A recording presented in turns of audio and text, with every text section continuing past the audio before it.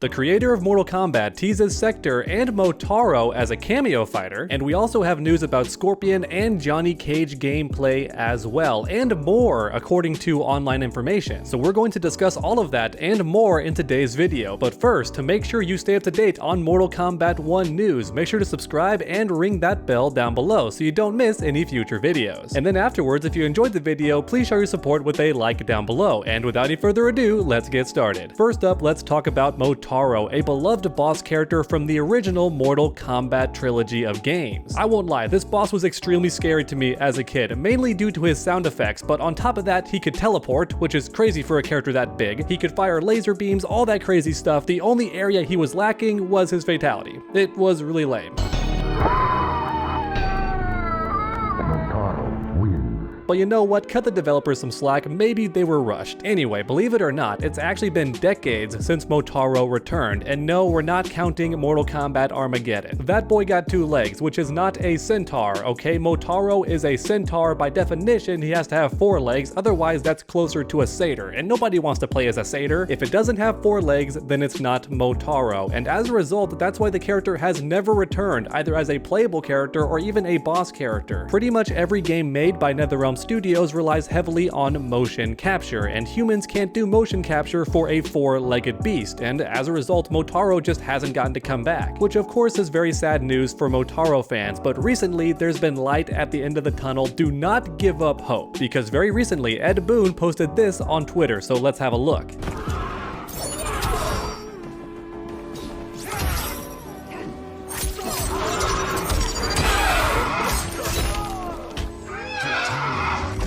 Now yes, this video was edited by a fan named Uncanny Carlos. Ed Boon did not make this himself, and it's not official footage of Motaro in the game, but think about it for a second. Ed Boon took the time to retweet this out of all the stuff on Twitter. You know this man's inbox is filled with Mortal Kombat stuff every single day, and he chose out of all of that to retweet this footage of Motaro in Mortal Kombat 1. And even though Ed Boon does like to troll, I would be shocked if Motaro does not make it in after all this teasing from the creator himself. Because don't forget, less than a week ago, Ed Boon had a poll on Twitter and he teased Motaro again with this post right here. I'm gonna throw it up on screen, which was part of a true or false quiz for the Mortal Kombat community. And as you can see, it is clearly teasing Motaro. And according to the poll, it looks like fans believe very strongly that Motaro is going to return in Mortal Kombat 1, very likely as a cameo fighter. And that's because cameo fighters aren't that tough to animate. They only do about 3, maybe 4 attacks at most, and then 2 more animations if you count their fatal blow animations and their victory pose animation after you win the round. The fact that cameo fighters are so simple makes it very likely that Motaro is going to return, even though they can't use motion capture animation. It's very likely a team of animators at NetherRealm are going to animate Motaro completely by hand. They're going to freeform animate it, which is completely fine and a very valid way to animate. If I was a gambling man, I'd say it's very likely that Motaro does make his way into Mortal Kombat 1 as a cameo fighter. And just think for a second how cool that's going to be, especially for the fatal blows. I understand the assist attacks are nothing flashy, but the fatal blow animations for the cameos are honestly really cool, and I can't wait to see what Motaro does in Mortal Kombat 1 for his fatal blow. It's gonna be so sick. But you all know I love making these videos interactive, so let me know your thoughts in the comment section down below. Do you think that Ed Boon constantly teasing Motaro means something, and that it's very likely he's going to be in the game in one way or another, or do you think he's trolling everybody and Motaro's not going to be in the game no matter what? Make your voices heard in the comment section down below, because next up it's time to talk about Sektor. Once again, Ed Boon loves to tease the Mortal Kombat community on Twitter, and recently he posted this in a tweet. Is this a Sektor cameo? Question mark. And of course not, that's just Predator with some red lighting. I know the word troll is used way too much on the internet lately, but what other word is there to describe this madness? Why are you doing this to us, Ed Boon? You know dang well that is not Sektor, that is Predator with a red glow. But that being said, for anyone not aware, Predator was the inspiration for Sektor and Cyrax. That's actually why their characters have the dreadlocks, you know, fun fact, the more you know, which means this tweet could actually be more than meets the eye. At first glance, it just seems like trolling and a complete tease. There's no way this hints at Sektor or Cyrax, unless you're a big Mortal Kombat fan like myself who knows that this character on screen was the inspiration for those characters. And don't forget that Mortal Kombat 1 does take place in the present day. There is technology, there's satellite dishes, races, all that stuff, it does not take place in the past, which means it's very likely that Sektor and Cyrax could make a return, but this time I don't think they're going to be from the Lin Kuei clan, and that's because Bi-Han is currently in charge. He is the Grand Master. That's right, the original Sub-Zero, and never before in any of the past games has he been the one behind the Cyber Initiative. In fact, in the new game, he just wants to give the Lin Kuei their own nation. So he's shown zero interest in the Cyber Initiative, which means if the cyborgs do come back, they're either going to be just cameo characters, or they're going to be affiliated with a different clan, and my money is on the Black Dragons. That's right, because Black Dragon technology has always been something crazy. Kano has his eye laser, Su Hao has the chest laser, and all that crazy cybernetic stuff. So I'm just saying, if any other clan has the technology to make Sektor and Cyrax, it's definitely the Black Dragons, and I'm wondering if Kano's gonna be responsible, or maybe Movado, or even Su Hao. What if Su Hao is the one that makes the cyborgs? Because don't forget, he's the one that made the actual technology that Kano stole. So how interesting would it be if Su Hao is the man that actually makes the cyborgs in this new timeline? Or once again, they could just be cameos, but I hope that's not the case, and don't forget that sometimes the cameo characters are also fully playable as well. For example, both Scorpion and Sub-Zero are fully playable and also have their cameo counterparts, so don't freak out if Sektor is a cameo because he could also be fully playable. And now finally, to end off today's video, it's time to talk about the Johnny Cage and Scorpion gameplay. It's coming very soon, and I'm not talking about the gameplay trailer, we've already seen that. I'm talking about a full combat cast. That's right, baby. Both Johnny Cage and Scorpion are going to have their full gameplay debut and breakdown on a podcast this week. If you don't believe me, here's the tweet. I'm gonna throw it right up on screen. Bam, there you go. This tweet was posted by the Coliseum, and it reads, "The combat cast is back for MK1. They are showing off Scorpion, Johnny Cage, and more next Thursday." So there you have it, everyone. Johnny Cage and Scorpion and more, which is the interesting part. What do you think they mean by that? Because honestly, it could mean any number of things, like maybe Melina is going to get a gameplay feature as well. Or how about Raiden? Because don't forget, both of them were featured in the gameplay trailer, but sadly were not playable in the stress test. Which means as of right now, there's no extra gameplay outside of that initial gameplay trailer, and that has everybody salivating at the mouth. I don't know about you, but I want to see Melina and Raiden get some gameplay, but even if they don't, let's talk Cameo Fighters. Because don't forget, we've also seen Goro and Stryker as cameo characters, but not in a fully playable state. So it's very likely that this Thursday, they're gonna show off all the cool stuff these new cameo characters can do. And if I was a gambling man, that's what I would bet on. I think when they say "and more," they mean some cameo characters. And of course, it's the most likely that we're gonna see Goro or Stryker or some cameos that have already been shown in the gameplay trailer. I doubt it's going to be anybody brand new, but imagine how crazy that would be. If I'm being honest, I think showing the cameo characters is a good way to go. That way they can save Melina and Raiden for next week. And on top of that, I'm very certain that very soon we're going to get some gameplay of the villains in Mortal Kombat 1, because so far it's only been the heroes. And as a result, we're overdue for the villains. I would not be shocked if we get a second gameplay trailer, but this one is fully focused on the villains of Mortal Kombat 1. We're talking Reptile, Shang Tsung, maybe some surprise appearances, and of course some new cameo fighters as well, but this time they're going to be the bad guys. Alright everyone, that's about it for the Mortal Kombat 1 news today. Let me know your thoughts in the comment section down below. And then while you're down there, please leave a like if you enjoyed the video. It really does help my channel out a ton. And then finish that combo by subscribing and ringing that bell, that way you never miss a future video. Make sure to come back next time, and as always, stay underdogs. There's new shirts in the merch store. Link down below in the pinned comment and video description. Every one of these new designs was 100% made by me. First up, we have Combat Girl. She may look familiar if you look close enough, but one thing's for sure, you're gonna look amazing wearing this shirt. But then we have one of my favorites, Knockout Girl. In fact, I'm wearing this shirt right now. Check it out. Mine's an all-over print, but you don't have to go this big if you don't want to. But what I love the most about this shirt is that her hair color and glasses and lipstick all changes based on the color of the shirt. And no matter which color you pick, you're gonna look good. Maybe not as cool as the ninja though, because she looks incredible. She has the fox mask, the dagger, all that cool stuff. Or how about the waifu shirt? Check out those abs, and hey, she stole my mask. Then again, it looks better on her anyway, so I guess she can keep it. And check out this design, which has them both. Choose your fighter. And then finally, we have Love to Fight. I'm a big fan of cyberpunk, and that definitely inspired this design. All these shirts and more can be found at my merch store, so once again, check out that link down below in the pinned comment or video description, because every purchase that you make directly supports the channel.